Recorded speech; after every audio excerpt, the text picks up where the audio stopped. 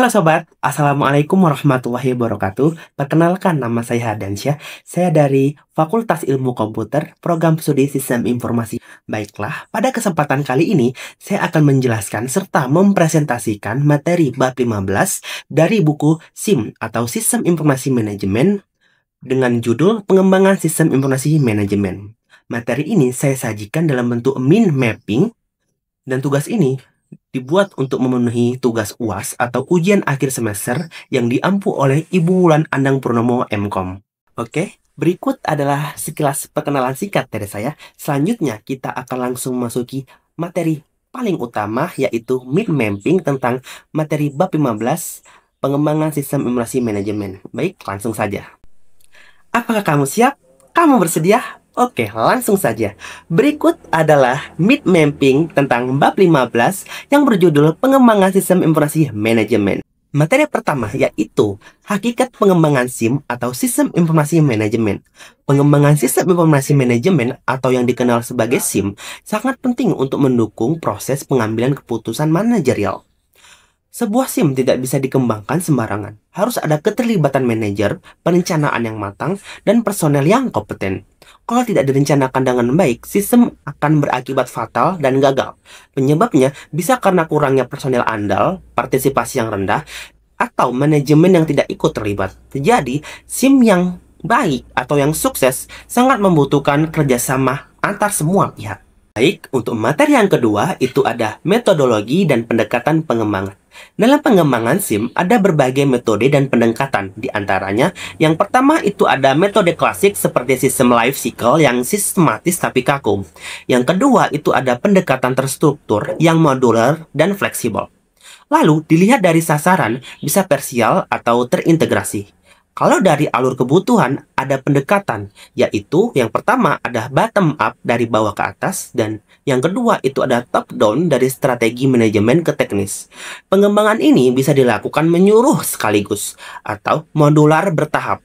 Dari segi teknologi, ada pendekatan yang pertama grid loop, langsung besar-besaran atau evolutionary, bertahap dan terus dikembangkan. Untuk materi yang ketiga, yaitu model pengembangan sistem.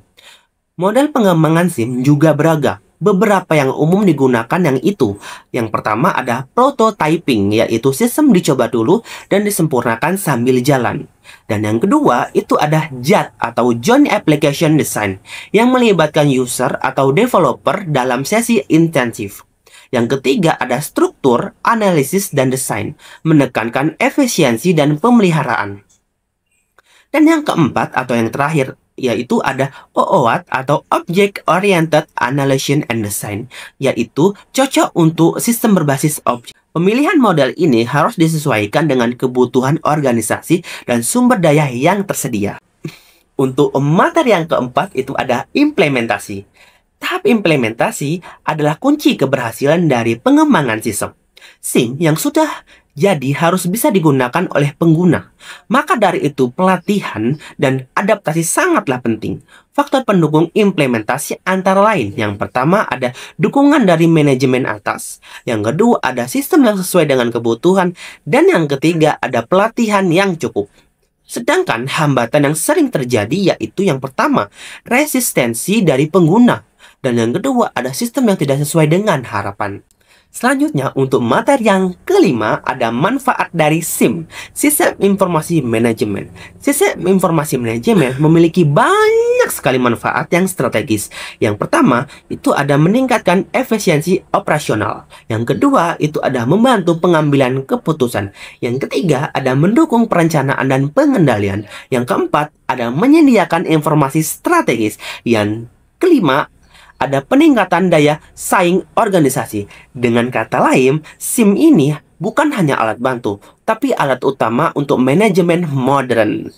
Jadi, dapat disimpulkan dari bab 15 yang berjudul Pengembangan Sistem Informasi Manajemen ini, ya ini merupakan proses penting dalam memastikan informasi yang tersedia dapat mendukung keputusan manajerial secara efektif. SIM yang berhasil harus dibangun dengan keterlibatan manajer, perencanaan yang matang, dan personel yang kompeten. Pengembangan SIM juga perlu menyesuaikan dengan kebutuhan organisasi, baik dari segi sasaran, teknologi, maupun pendekatan metodologis. Berbagai pendekatan digunakan dalam pengembangan sistem, mulai dari pendekatan klasik, terstruktur, prototyping, hingga pendekatan berbasis objek atau OOAD. Setiap metode memiliki kelebihan dan kelemahannya masing-masing, tergantung pada kompleksitas sistem dan tujuan pengembangannya. Dalam implementasinya, SIM membutuhkan pelatihan pengguna, dukungan manajemen, dan kemampuan adaptasi terhadap perubahan. Kegagalan sering kali terjadi disebabkan oleh kurangnya partisipasi dan kesiapan organisasi dalam menerima sistem baru. Maka dari itu, SIM ini memberikan manfaat strategis, seperti meningkatkan efisiensi operasional, mendukung perencanaan, dan pengambilan keputusan, serta memperkuat daya saing organisasi. Oleh karena itu, SIM bukan lagi sekedar pilihan, melainkan kebutuhan utama dalam era digital dan sistem informasi saat ini.